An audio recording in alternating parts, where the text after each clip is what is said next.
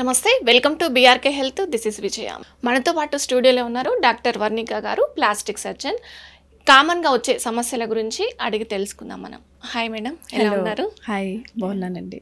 Yeah, చూసుకున్నట్టయితే కామన్గా జెంట్స్లో కానీ లేడీస్లో కానీ డాండ్రఫ్ చూసుకున్నట్టయితే అందరిలో ఈ సమస్య వేధిస్తూ ఉంటుంది. అసలు దీన్ని ఎలా నివారించవచ్చు అంటారు?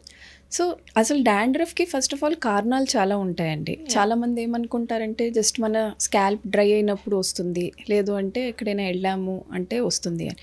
కానీ యాక్చువల్గా డాండ్రఫ్కి చాలా కాజెస్ ఉంటాయి. అవి తెలుసుకుంటేనే కరెక్ట్ ట్రీట్మెంట్ ఏంటో మనకి ఐడియా వస్తుందన్నమాట. సో మోస్ట్ కామన్ కాజ్ ఏంటి అంటే మన స్కాల్ప్ చాలా డ్రై అయిపోవడం. అది చాలా కారణాల మూలాన అవుతుంది. First of all seasonal variation. అంటే ఇప్పుడు మీరు చూస్తారు, కొంతమందికి సడన్గా సమ్మర్ నుంచి మనకి రెయినీ సీజన్కి వచ్చేసరికి స్కాల్ప్లో ఇచ్చినెస్ రావడం, దురద రావడము, లేదు అంటే స్కాల్ప్ ఆయిలీగా అవ్వడము, లేదంటే డ్రైగా అవ్వడము, ఇలా స్కాల్ప్లో చాలా చేంజెస్ వస్తాయి. సో అలాంటి టైంలో వాళ్ళు కేర్ తీసుకోకుండా ఏమైనా ప్రొడక్ట్స్ వాడారు అంటే స్కాల్ప్ pH అనేది డిస్టర్బ్ అవుతుంది అనమాట. అంటే ఇప్పుడు మన స్కిన్కి ఎట్లా ఉంటుందో స్కాల్ప్కి కూడా అట్లా pH ఉంటుంది. ఆ pH డిస్టర్బ్ అయినప్పుడు చాలా డ్రైనెస్ వచ్చేసి స్కిన్లో ఫ్లేక్స్ లాగా స్టార్ట్ అవుతాయి. అవి మనకి డాండ్రఫ్ లాగా వస్తాయి.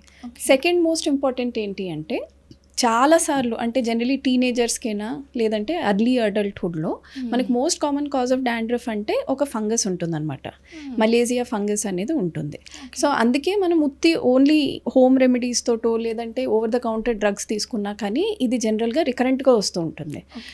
అందుకే it is very important to understand whether it is a ఫంగసా లేదంటే సీజనల్ వేరియేషనా. ఫంగస్ అయితే దానికి మెడికేటెడ్ డ్రగ్స్ మళ్ళీ సెపరేట్గా ఉంటాయి. థర్డ్, ఇప్పట్లో నేను చూసిన ఇంకో కామన్ రీజన్ ఏంటంటే అలర్జిక్ రియాక్షన్స్. అంటే ఇప్పుడు కొంతమంది హెయిర్ డైస్ పెట్టుకుంటారు, డిఫరెంట్ కలర్స్ చేసుకుంటారు, లేదంటే ఇప్పుడు చాలా ట్రీట్మెంట్స్ వస్తున్నాయి కదా, బోటాక్స్ అంటారు, హెయిర్ స్ట్రైట్నింగ్, స్మూతింగ్ అంటారు. సో ఇలాంటి వాటిల్లో చాలా మటుకు ప్రొడక్ట్స్ వాళ్ళు వాడతారు which have a lot of chemicals. So అలాంటి వాటిలో ఏమైనా మనకి పడలేదు అంటే మన స్కాల్ప్లో అలర్జిక్ రియాక్షన్ లాగా వచ్చి కూడా స్కాల్ప్ డ్రై అయ్యి ప్యాచెస్ లాగా ఫామ్ అయ్యి లేదంటే డాండ్రఫ్ లాగా ఫామ్ అవుతుంది.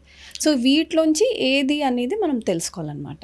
ఓకే, అంటే ఇప్పుడు చిన్నపిల్లల్లో కూడా వస్తుంది కదా, అంటే ఏ ఏజ్ నుంచి అసలు స్టార్ట్ అవుతుంది? సో డాండ్రఫ్ చాలా ఈవెన్ స్మాల్ బేబీస్ నుంచి కూడా స్టార్ట్ అవ్వచ్చు.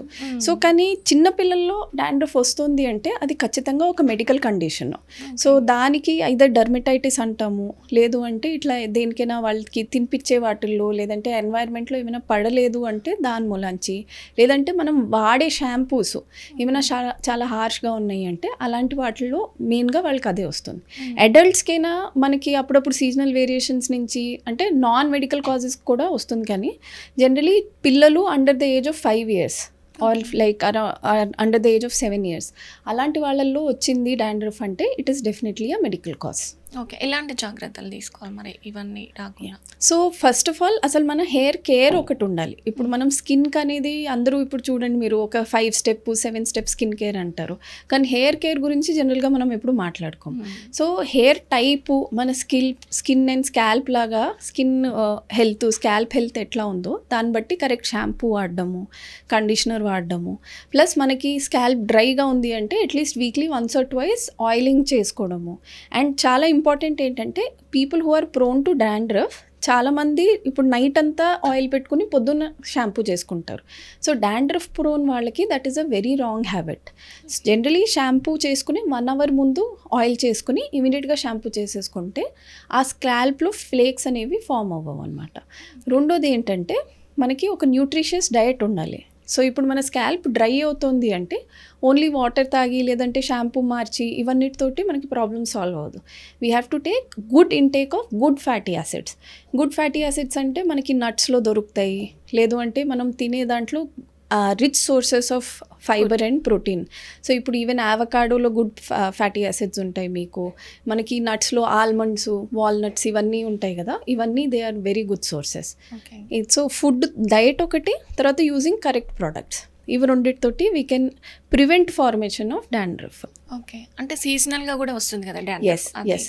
సో అప్పుడు అందుకే మీరు చూసుకోవాలి. ఇప్పుడు కొంతమందికి అన్ఫార్చునేట్లీ సమ్మర్ సీజన్లో వాడే షాంపూస్, కండిషనర్స్ వింటర్ సీజన్లో పనికిరావు. సో ఎవరికైనా ఇలాగా సడన్గా వెదర్ చేంజ్ అయినప్పుడు లేదంటే ఎక్కడైనా వాళ్ళు ట్రావెల్ చేస్తున్నప్పుడు వాళ్ళకి ఇలా డ్రైనెస్ వచ్చి స్కాల్ప్లో ఇచ్చింగ్ వస్తుంది, ఇలా ఫ్లేక్స్ వస్తున్నాయి అంటే immediately they should consult dermatologist or plastic surgeon and ఆ స్కిన్ అనాలిసిస్ చేసి దాన్ని బట్టి we will give them specific shampoos అనమాట. సో అది చేస్తే వాళ్ళకి they will be able to prevent the dandruff. ఇప్పుడు హెయిర్కి కలరింగ్ చేస్తుంటారు కదా, దానివల్ల ఏమైనా ఎఫెక్ట్ ఉంటుందా, అసలు చేయించొచ్చా చేయించకూడదా?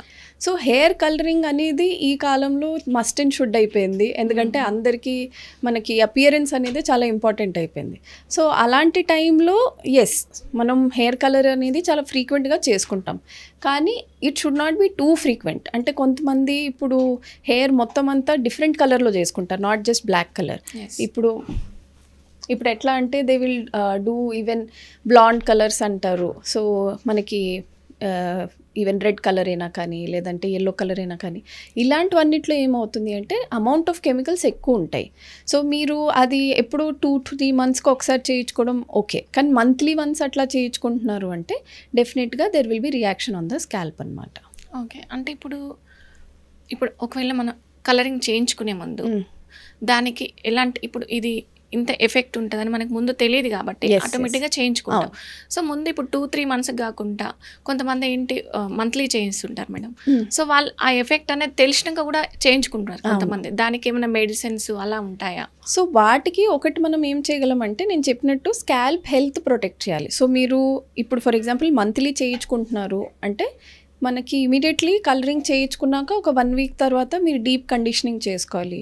స్కాల్ప్ మసాజ్ కోసము మన ఇంట్లో ఉన్న ఆయిల్స్ అవన్నీ వాడాలి.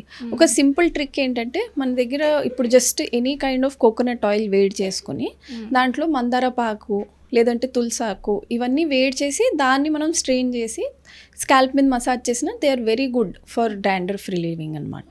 సో మీరు చేసుకోండి, హెయిర్ కలరింగ్ చేసుకున్నాక కూడా ఎవ్రీ వీక్ స్కాల్ప్ని మెయింటైన్ చేయడానికి ఏదైనా మాస్క్ లాగా వాడడమైనా లేదంటే ఇట్లా హెయిర్ ఆయిల్స్ మంచివి వాడడమైనా లేదంటే ఏదైనా మంచి హెయిర్ స్పా లాగా ఉంటుందన్నమాట. అది చేసినప్పుడు కూడా స్కాల్ప్ క్లీనింగ్ చేస్తారు. సో ఇవి పాటిస్తే కూడా స్కాల్ప్ హెల్త్ మెయింటైన్ అవుతుంది. ఓకే, థ్యాంక్ యూ మేడం, చాలా చక్కగా చెప్పారు. Thank you.